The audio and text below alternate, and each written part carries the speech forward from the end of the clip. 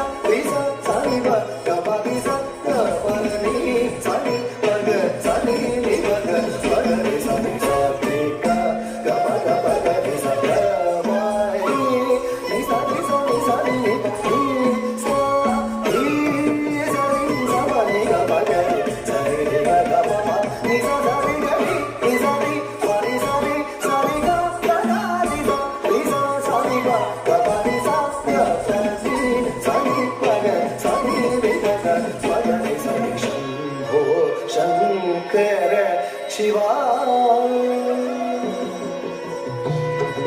Shiva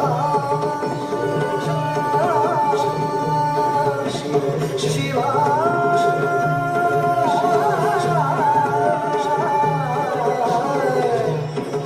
Shiva